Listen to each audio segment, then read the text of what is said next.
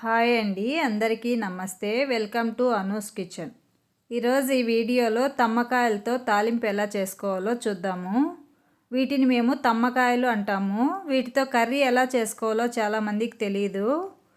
ఈ తమ్మకాయలతో పచ్చడి, తాలింపు అలాగే టమోటా వేసుకొని కర్రీ చేసుకోవచ్చు.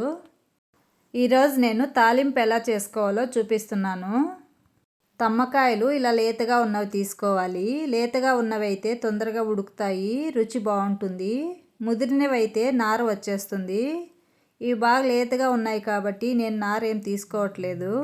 చివర్లు కొద్దిగా తీసేసుకొని ఇలా సన్నగా కట్ చేసుకుంటున్నాను. మీరు కావాలంటే తమ్మకాయను ఈ విధంగా మధ్యలోకి రెండుగా కట్ చేసుకొని చిన్న చిన్న ముక్కలుగా అయినా కట్ చేసుకోవచ్చు. తమ్మకాయల్ని ఈ విధంగా సన్నగా కట్ చేసుకొని పక్కన పెట్టుకొని ఇప్పుడు మిక్సీ జార్లోకి 3-4 స్పూన్స్ వేయించుకున్న వేరుశనగ పప్పులు, కొద్దిగా ఎండు కొబ్బరి, 1.5 స్పూన్ కారం, 1/2 స్పూన్ ఉప్పు వేసుకొని ఈ విధంగా గ్రైండ్ చేసుకొని ఇప్పుడు ఇందులోకి 6-7 వెల్లుల్లి రెబ్బలు వేసుకొని వెల్లుల్లి రెబ్బలు కలిసేటట్టు మళ్ళీ ఒకసారి గ్రైండ్ చేసుకొని పక్కన పెట్టుకోవాలి.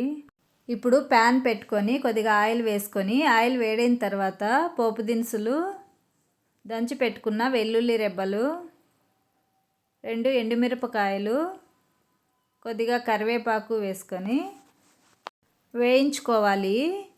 ఇవి కొద్దిగా వేగిన తర్వాత సన్నగా పొడవుగా కట్ చేసుకున్న ఒక ఆనియన్ వేసుకొని మళ్ళీ 1 నిమిషం వేయించుకోవాలి.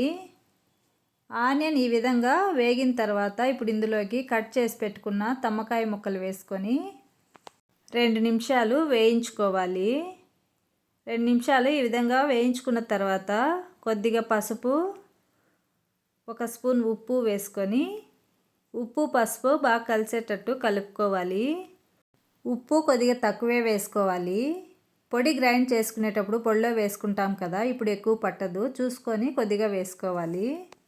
ఈ విధంగా ఉప్పు కారం కలిసేటట్టు బాగా కలుపుకున్న తర్వాత మూత పెట్టుకొని చిన్న మంట పైన మధ్య మధ్యలో కలుపుకుంటూ 10 నిమిషాలు ఉడికించుకోవాలి.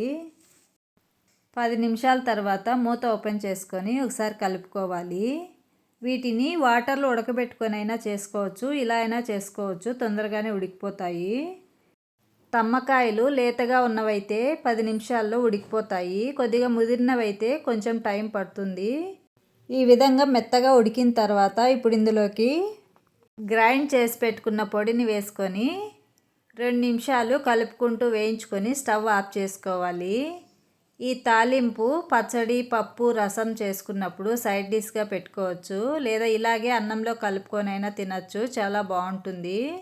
మీకు ఈ వీడియో నచ్చినట్లయితే లైక్ చేయండి, షేర్ చేయండి. ఇంతవరకు నా ఛానల్ని సబ్స్క్రైబ్ చేసుకొని వాళ్ళు సబ్స్క్రైబ్ చేసుకోండి. Thank you for watching.